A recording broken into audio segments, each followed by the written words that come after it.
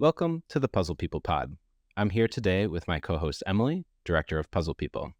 I'm also here with Sarah, who many of you may know from the competitions that she puts on, as well as the ones that she competes in. Our conversation today is on puzzles being serious business. Welcome, everyone. So, Sarah, the theme of this episode is puzzles being serious business because, and I think anyone that has met you knows this, puzzles are a huge passion for you, and that is now your full-time job. Can you talk a little bit about how you made that leap and when exactly you did all this? Yeah, it is just so wild to me thinking about it now. When you're growing up and people ask you, like, what do you want to be when you're, older? And you're like, I want to be a teacher or a doctor or a lawyer or whatever. No one says professional jigsaw puzzler or anything really to do with the jigsaw puzzle industry. So definitely was like a job I didn't know that you could have. But obviously the pandemic kind of shook the world and I was working in IT and I did like my job, but I just wasn't feeling super fulfilled in it. It just was starting to not be fun anymore.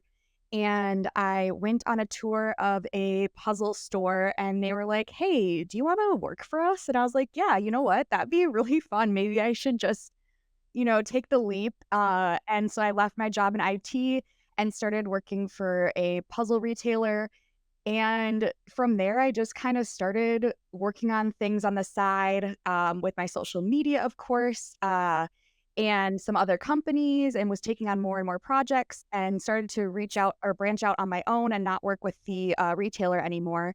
And then last year, I just was like, it would be really fun if we had puzzle competitions in breweries, kind of like trivia night. I wonder if any brewery in Minnesota would let me do that. And so I emailed like 50 of them in one night, just like a simple template of like, hey, I'm Sarah, I'm a professional puzzler. Let me host a puzzle competition. And somehow, like, a bunch of them let me do it. And so now, a few months later, I think I'm like 10 months in now, I am hosting competitions almost every night at different breweries.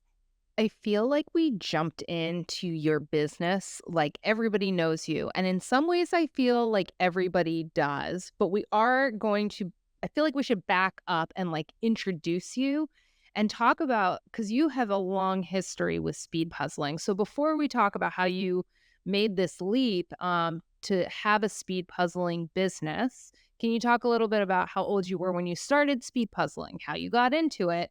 Um, I don't know, maybe have you won anything? And, like, give us a little bit of background there.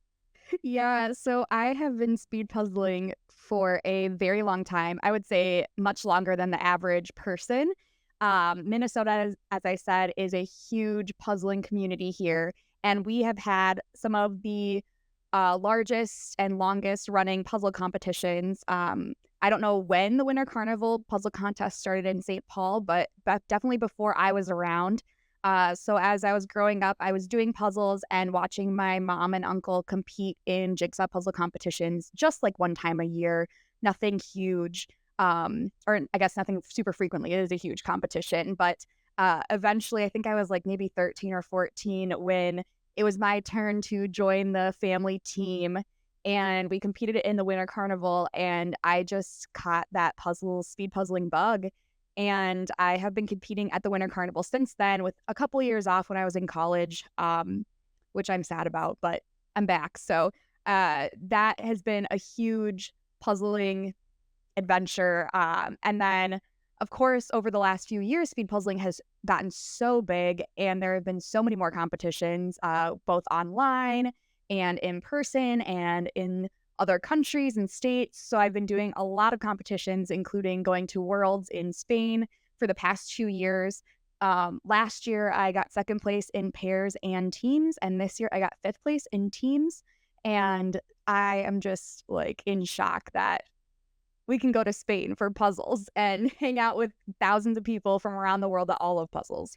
I'd love to hear you talk a little bit more about pursuing a passion because I'm curious, like, did you go to school for business or was this something that kind of just came from a love of puzzles and wanting to keep speed puzzling and get more people involved? Yeah, so it actually is really funny because I did go to school for business. I went for operations and supply chain, which is a little different than what I'm doing now, but definitely applicable to running a business.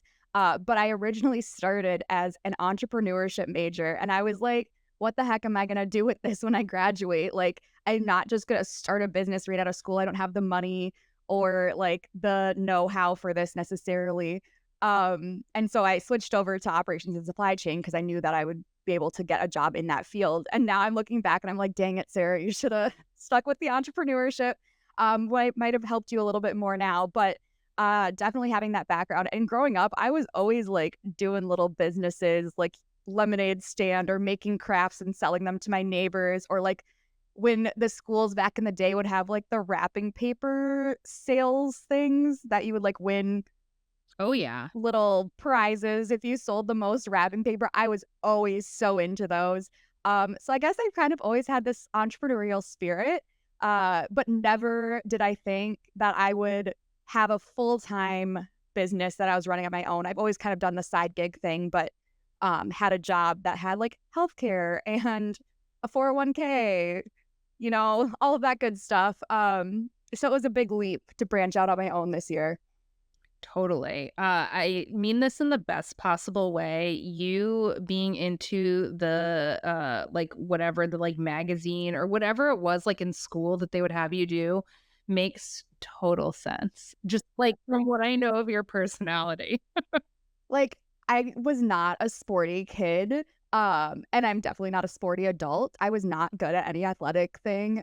Like when I was in soccer, I would do handstands in the goal because I wanted to be in gymnastics. And then when I was in gymnastics, I like quit because I couldn't do a cartwheel on the balance beam, which is very stressful as a small child. But I could never compete in these athletic events. And so when they gave me like a competition like thing with selling Girl Scout cookies or selling, the wrapping paper and chocolates or whatever, I was like, this is where I can excel in competition. So I was always very competitive with those. Do you feel like that competitive edge helps you not just in speed puzzling competitions, but in your speed puzzling business? Yeah, I mean, right now there's not a ton of direct competition with me.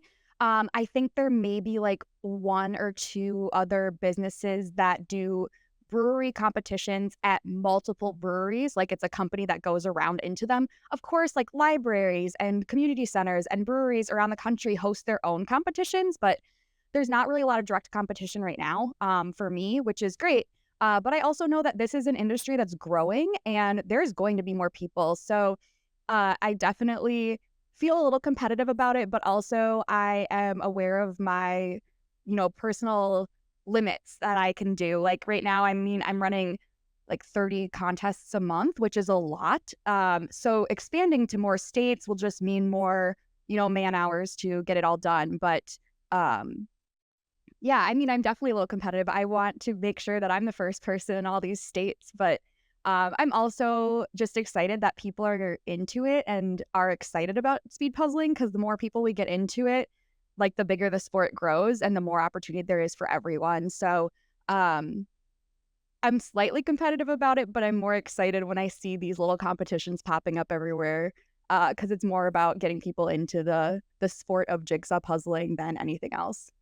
Did you have any anxiety when it came to first starting this? I mean, because it sounds like from what you said, you had kind of more of a steady job with like a 401k and all that, to then suddenly, now it sounds like you're your own boss. So, what were some of the concerns you had? And then how did you ultimately decide to go down this path?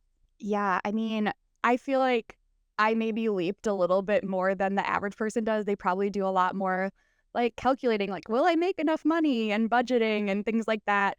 But I live alone. I just have my dogs in my house, paying for a car and all that stuff. So, I should have maybe sat down and thought more about it. But I knew that if I did that, I wouldn't probably ever get anywhere. So I was like, you know what? I'm just going to jump in full into it. And I ended up taking all my clients that I had and ending my contracts with them and just going full force into this puzzling competition world. And it has definitely worked out for me. I don't know if it's like that for everyone jumping into a company. I know it's not, but I definitely got really lucky. And since I'm so passionate about it, I think I put a lot more effort into the beginning and making it work not only because I need that money to obviously live, but I also am just so excited about what I'm doing every day. And I think that that's something that's really important when you're starting a business is you need to be really passionate about it because you're working more than 40 hours a week. If I added up all the time I spent doing research and buying puzzles and emailing my breweries and going out to them and hosting the competitions and answering emails, I mean, it's way more than 40 hours a week. So you really have to have a lot of passion for what you're doing. What advice do you wish you had either gotten or taken? Or like, what do you wish you knew now, looking back, that you maybe would have done differently or would have made your life a little easier or would have helped the transition? And this is kind of for, if somebody out there is thinking about going out and starting their own business, like, what do you wish that you would have known? Yeah, that's so hard. I mean, this is very specific to my situation, but I definitely wish I had known how successful it was going to be, how many people would be interested in it. I think there's a lot of stuff with finances and accounting that I still do not know and really rely on my accountants for. So I wish I would have a little bit more background on that even now.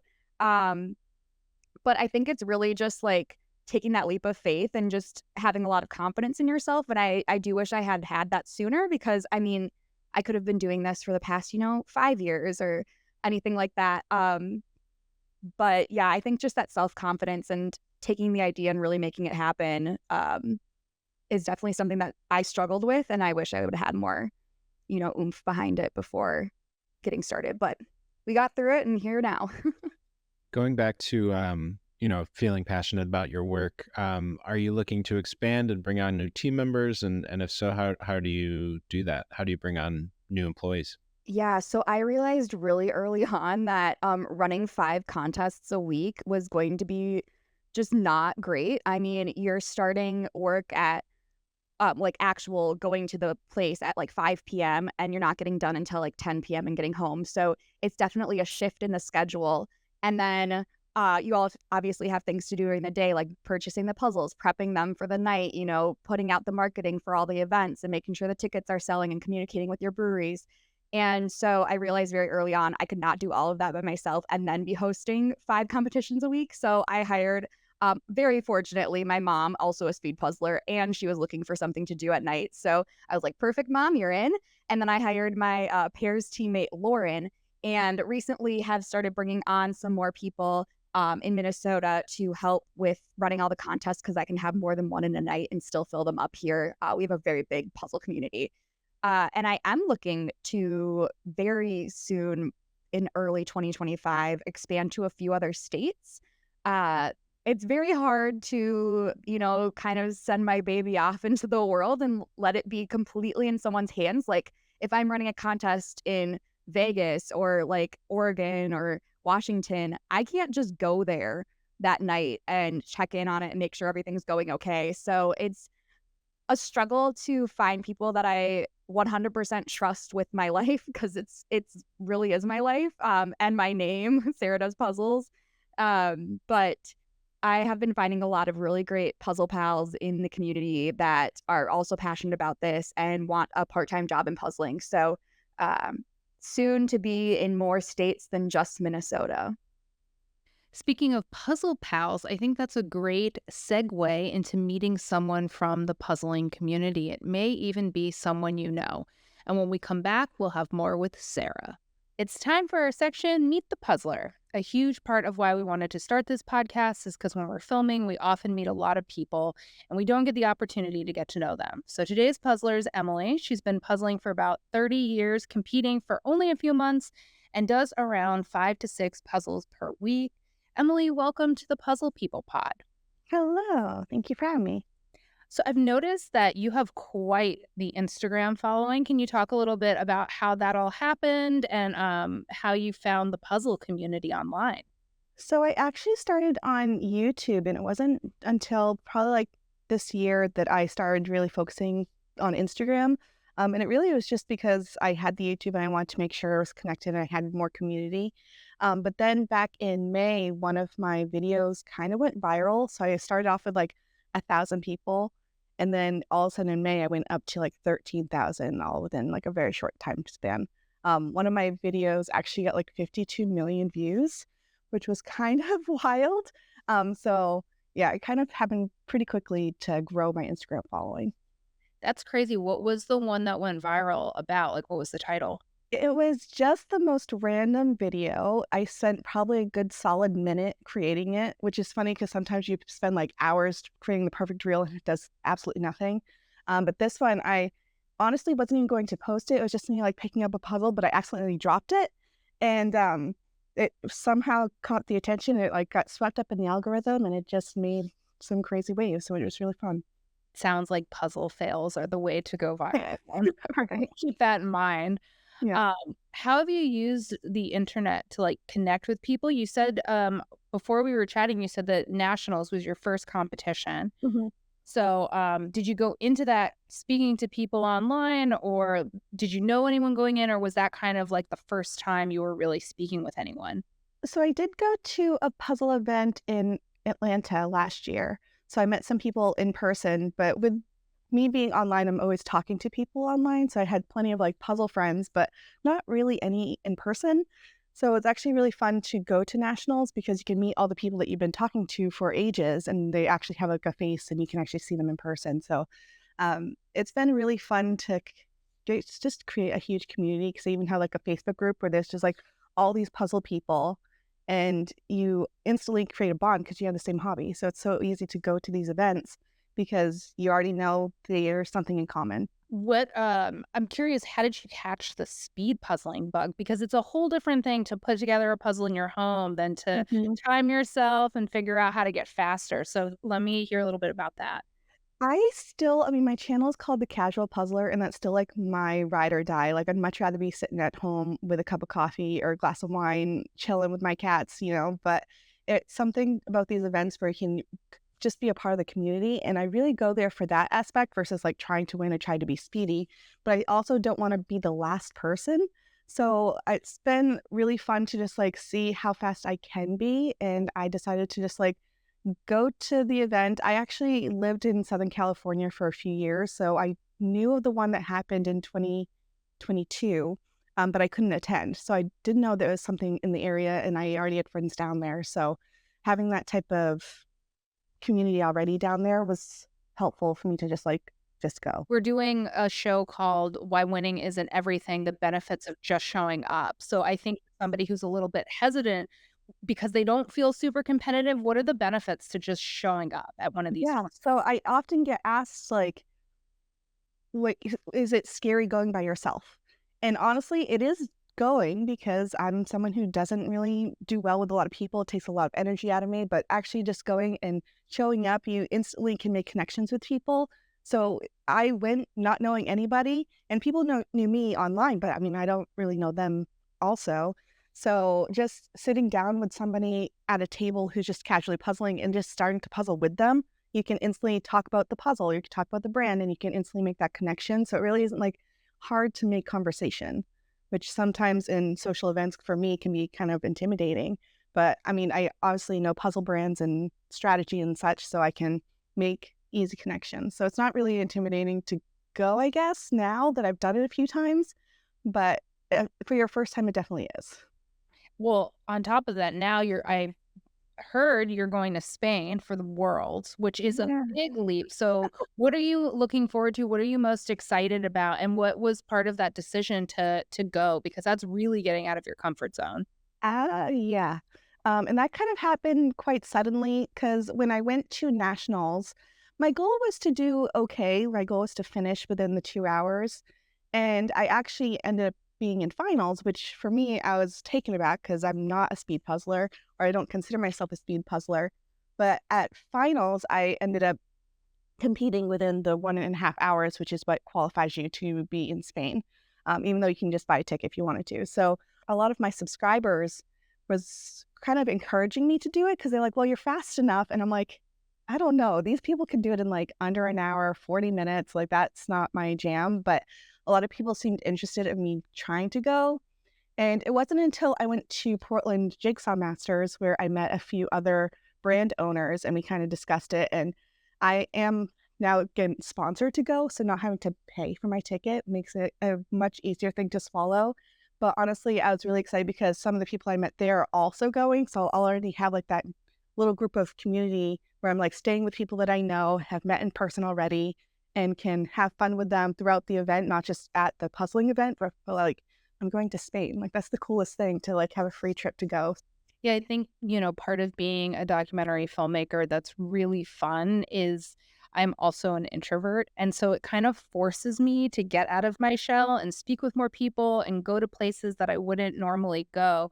So I think having a hobby that encourages you to get out and meet people is really fun. And what's interesting about puzzling is it is an introvert's hobby that now is like becoming a way to socialize. I want to bring it back to the United States. Do you have puzzle events in your area? And have you connected sort of with people nearby? Like, do you have a team that you puzzle with? And how did you meet all of them if you do?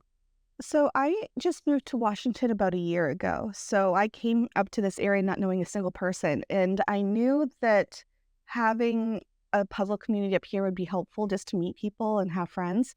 So I did end up going to, it's in Seattle, so it's a little bit of a drive for me. It's like 50 minutes, but once a month they do a little speed puzzling contest, and it's very chill. And most people are just sitting there to have like the baked goods and the coffee and just to chat with people. But that's where I met my Paris partner that I went to at Portland Jigsaw Masters. And so I met her in person, and I actually like went to her house and got to meet her. And then with her, I was able to meet a few other people that I just like instantly started growing this community that's close by, which was really helpful. So I've only gone to that place about 1 or 2 times, but there's a lot more community around here that I wasn't expecting, especially when I went to Portland Jigsaw Masters, because most people that went were from Washington or Western Washington. So even when I was there, I was able to meet a ton of people that are from my area, which is awesome. I think going back to the fact that it can be intimidating as a newcomer coming in, I've been asking people, is there a tip or a piece of advice that you have for someone who's like maybe a little bit hesitant to go and do something in person because they don't know anyone? What kind of advice would you give them? I would just say it's going to be scary, but everyone's in the same boat and everyone likes something similar. So I've seen a few things in the past where people are like bring something to make conversation. So some people would like bring stickers or a puzzle for people to sign, or little friendship bracelets and those type of things. You can instantly like go up to someone and it's not scary. You're not like introducing yourself. But you're like, hey, I have a sticker. Do you want one? But honestly, you could also just sit down with someone who's already puzzling and just be like, oh, hey, I've done that brand before. Oh, hey, that image is really cool. And like, it's not hard to make conversation as long as you sit down with the person and actually start that conversation. What's exciting for you is you mentioned you're going to Spain on a sponsor, and you sound like you really know puzzle brands. So I hate to put you on the spot, but do you have a favorite puzzle brand and a Oh my favorite puzzle cut? so oh my gosh, I don't even know where to start. I feel like that's like choosing your baby, or choosing your favorite cat. Like you just can't, because there are so many good ones out there. And of course you want to, I don't know. I think my favorite currently, for one that I'm most intrigued by, the brand is called Villager Puzzles. And one thing I like about that brand is, one, the images are so fun. It's a Canadian-based brand and it's a baby. So I've started following them when she probably only had like 100 followers on Instagram. And it's been so fun to like watch her grow. So the puzzles are fantastic. The imagery is fantastic. She's local to me. It's like, even though I'm Washington, she's Canada. She's only like an hour away. So it's been fun to just see the brand grow, and the quality is fantastic. So that's the brand like I'm like rooting for. And I'm always excited when something new comes up. So that, I think, is my current like go-to brand for just like, I'm interested, if that makes sense. Absolutely. And my last question is, what are the kind of puzzles you root to see when you are competing? Is there a specific kind of image, or is there something you're like, I got this? And also, what do you dread seeing? I absolutely dread anything with fur. Like, as much as I love cat puzzles, and I feel like people gift me cat puzzles all the time, I hate them. Like, I hate doing fur. That's my least favorite thing by far, as well as like sometimes like a lot of grass and florals. Not my thing.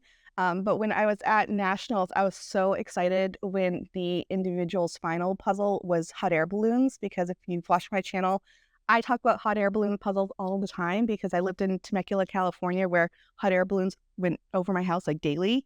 So it just like grew this love of hot air balloon puzzles, and there's so many out there. So that one I'm always excited to do because they're just fun. Yeah, you have some grass in the background, but you have these giant, big, bright colored balloons that are just exciting. So that's by far my favorite content to puzzle.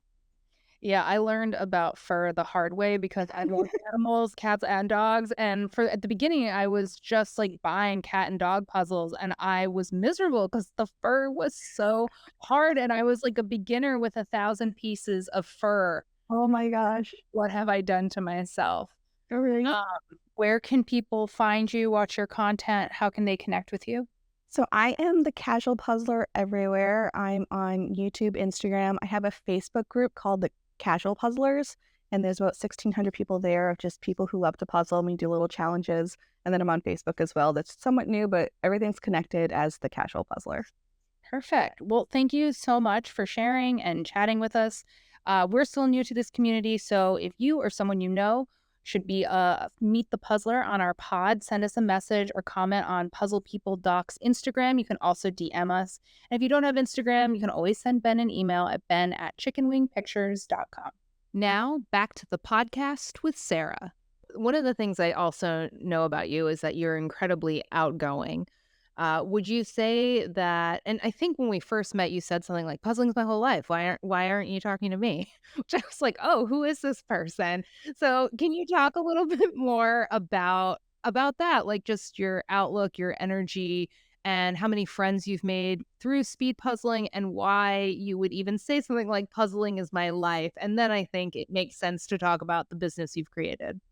Yeah, so I am very outgoing, which I feel like, I mean, it's kind of a stereotype that puzzlers are, old cat ladies, which, yeah, there's a lot of cat people and like older women that do puzzles, but there's a lot of people that are millennials. There's a lot of guys. There's a lot of people that love dogs like me.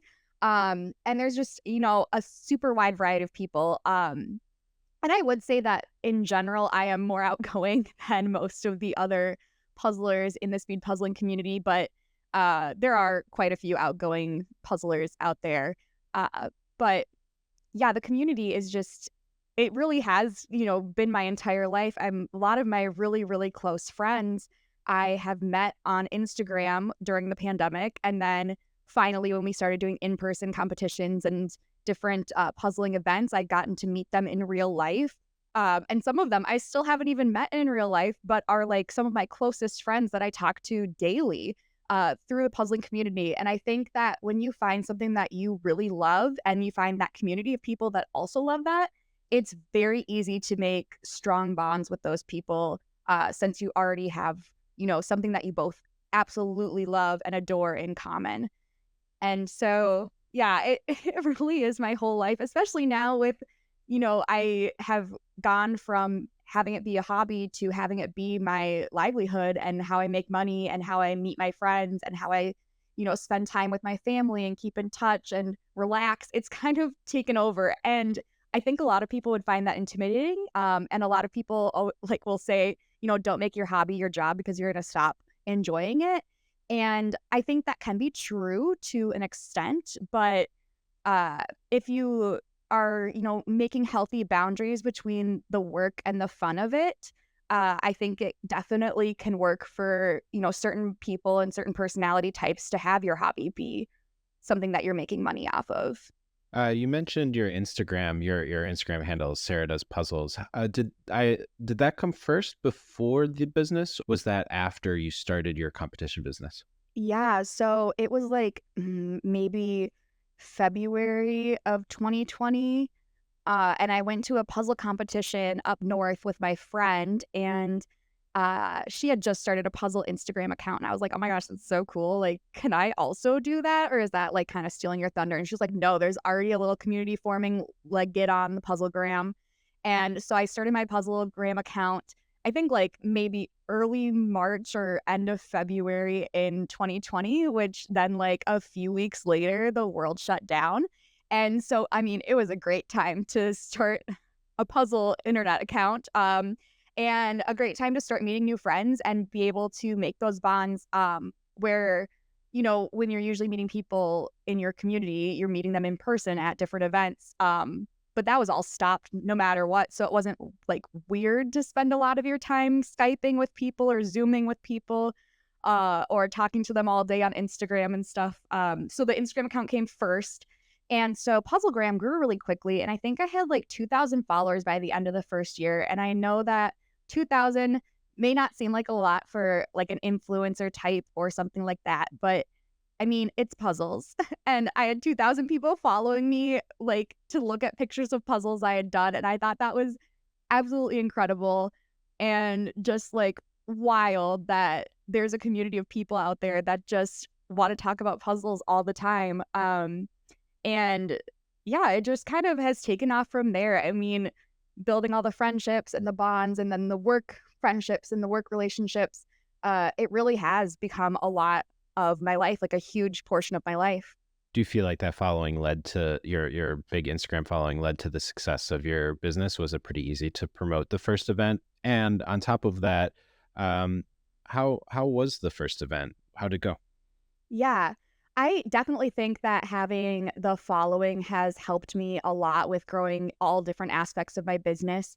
My following on Instagram tends to be more like global, so a lot more people from around the United States, not just in my area, and a lot of people from around the world. Whereas my Facebook page, where I post most of the events for local speed puzzling events, tends to be a lot more local people. So it really is, helpful to have a few thousand people that see my posts and see my events, as there's only usually like 12 teams at each event. So, or 12, I mean, is a small one, but, 12 to 20 teams. So it definitely helped to have that base of people that already loved puzzles. My first one was late February of 2024, so this year. And I was so nervous. I'd sold out, I think, my first 3 months worth of competitions. I wasn't doing them as frequently in the beginning, but every single one was sold out, which I was just like, holy crap, I can't believe I can get, 50 teams a week to do puzzles. So my first event, I got there and I was all prepared. Like I had a script, like a list of all the things I needed to talk about for rules. And I was so nervous that people were not going to have fun or they were going to hate it. And they opened up the puzzle, and hearing the reactions, since I put the puzzles in like a black drawstring bag, you can't see what they are before the teams open them to compete. And so we do like 5, 4, 3, 2, 1 puzzle. And everyone opens the bags, and it is so fun to see reactions. Most of the time, I would say it's like a yay reaction, but I can tell when people don't like the image and are mad at me, in a loving, mad way. They're not actually mad. Usually they're like, oh, this one was just really hard, Sarah. I can't believe you did that to us.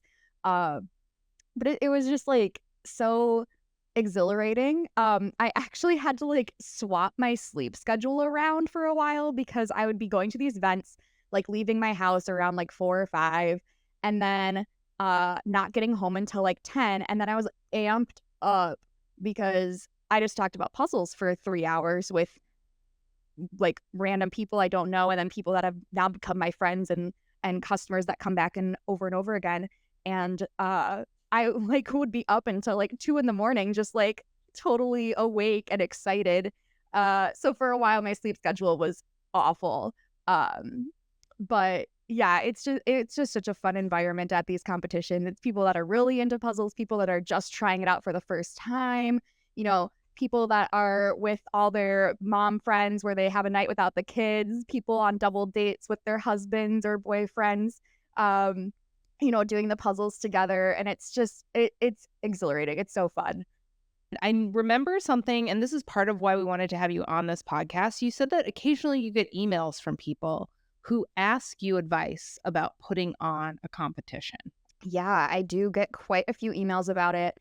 And obviously, since it is my business and I'm hoping to expand to other states, I can't give away, all the company secrets, but there are so many wonderful resources out there for people if they want to host their own puzzle contest. I definitely recommend like trying to find a location that you can get for free. So maybe partnering with your local like library or community center, or community ed programs. I feel like those have been popping up everywhere around the country. And that's what I see probably the most frequently, especially with the libraries. But the USA Jigsaw Puzzle Association on their website has a whole page about hosting your own competition. And I direct people to that really frequently. I mean, they say it so much better than I do. They're also experts at hosting jigsaw puzzle competitions. So they have like rules and guidelines on how you can set up your competition. But they just do such a great job. And I think that going out to a competition, whether it be a local one or an online one from like speedpuzzling.com or going to, you know, a Sarah Does Puzzles competition or something, it definitely helps to get that experience of being at one before you host your own. Are the questions you get specifically around running an event, or are there other sort of business related questions that you get hit up for? Yeah, it's mostly running a puzzle contest. I actually recently got a local like plumber, I think, that emailed me and asked to sponsor one of my contests. I'm not there yet in like taking on sponsorships with companies, but I thought that was kind of fun. So, you know, something to think about for the future. But I think a lot of it is people asking about hosting their own competitions, and then sometimes people offering to work for me, which is fun too to see. So I always keep their names, you know, on a spreadsheet for if I ever, you know, need someone in that area, but mostly about hosting competitions. We kind of talked about this, but I'm curious if you have an answer for what was the most intimidating part when you first started. I mean, you kind of said there was like accounting stuff, there was just taking the leap. Like, what would you say was, I guess, like the worst of it? And how did you get past that in order to actually make it happen?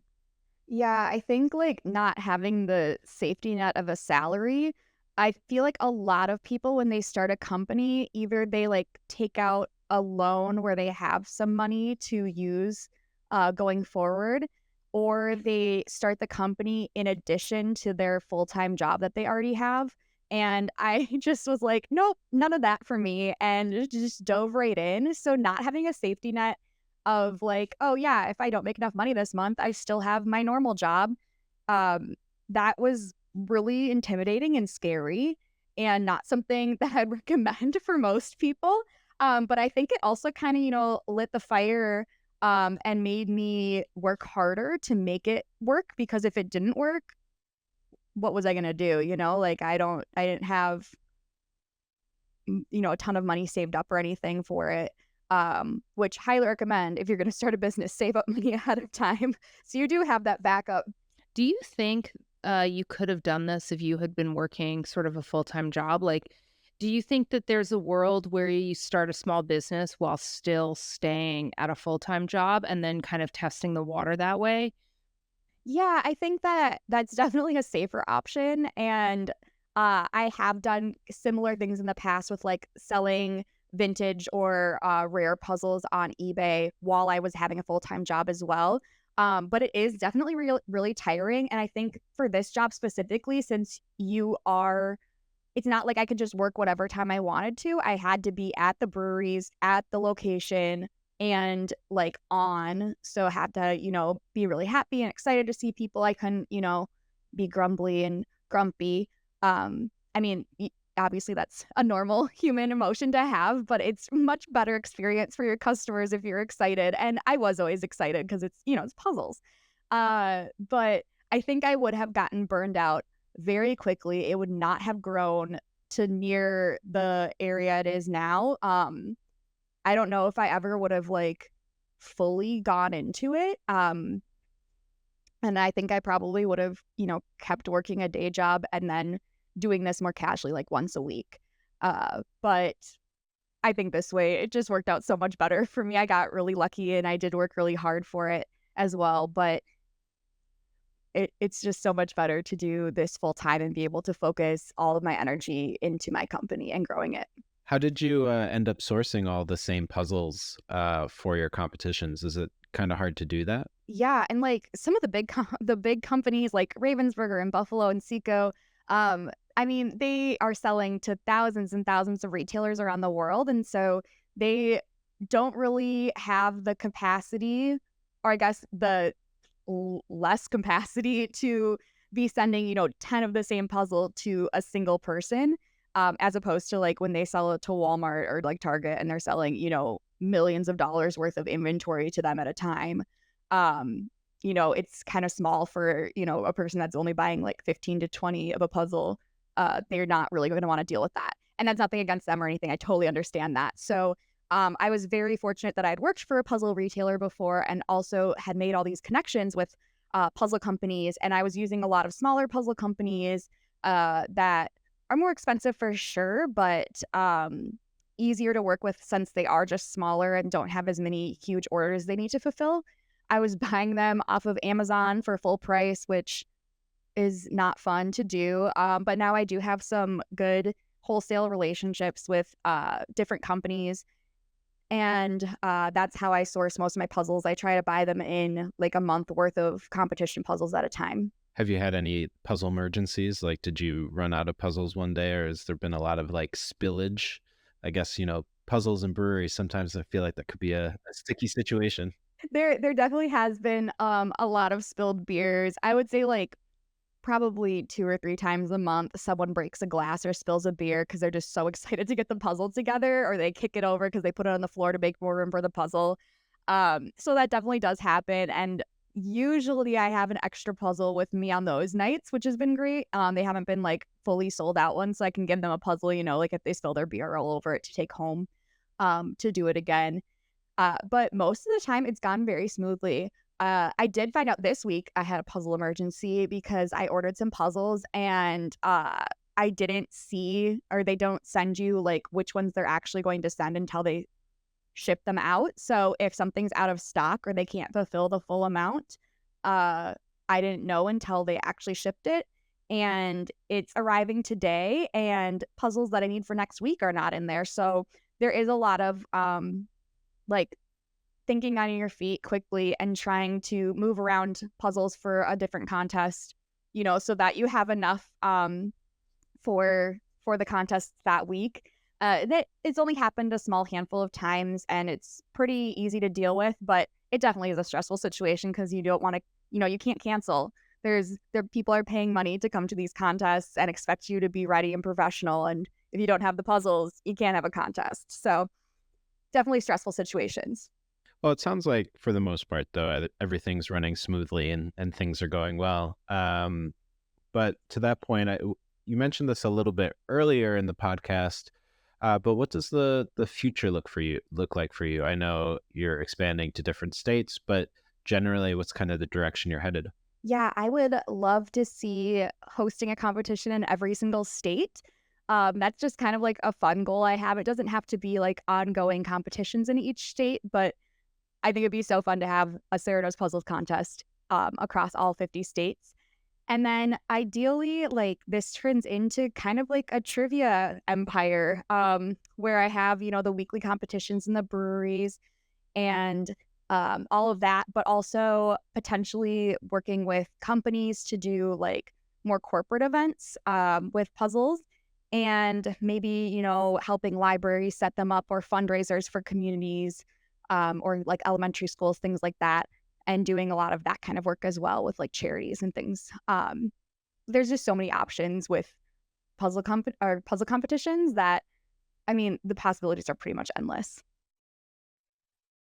Do you have a favorite puzzle brand that we may not know about? Ooh, there are so many amazing puzzle brands, and it's always very hard for me when people ask this question because I don't want to be like, oh, well, this one's my favorite, because I have a lot of favorites. But a local and close to my heart company is Puzzle Twist, and they are based in Minnesota, really close to me. I'm very good friends with the owners, and I've worked with them. I work with them at the state fair, like at their booth, helping them sell puzzles. And the cool thing about their puzzles are that the puzzle on the box does not match 100% the puzzle that you put together. So there's different like versions that they have of their puzzles, but if you think about like maybe a collage where it's 12 different pictures of different landmarks around Minnesota, instead of it matching the box, they might switch the tiles around. So one landmark might be in the top right on the box and then the bottom left on the puzzle. So you're getting a similar image. It's not something completely different, like, you buy something with flowers and it's really a photo of New York City or something like that. It is just so cool, and I think it works your puzzle brain in a different way than just looking at the box and matching it up. And a lot of people don't like them, but a lot of people really love them. I guess a few people don't like them, and a lot of people really love them. And I do really appreciate that they do a lot of Minnesota designs with local artists. And they are doing a lot of Wisconsin as well because we're right next door. And they do try to work with artists local to wherever the puzzle is depicting. So if they're doing a Wisconsin puzzle, they try to work with a Wisconsin artist. So it's beneficial to the communities because they're also working with their local artists. And then you're getting a puzzle of, something that's kind of niche for your community. And, it's so fun to do them. I think that's a great way to wrap up. Thank you, Sarah, for sharing your story, your business, hopes and dreams, and also giving us some advice if you want to start a business, specifically a puzzle business. But if you enjoyed this episode, we hope you'll share it with your friends. You can find us on Instagram at puzzlepeopledoc. And if you know someone who you think would make a great guest, reach out to us. You can reach us at ben@chickenwingpictures.com.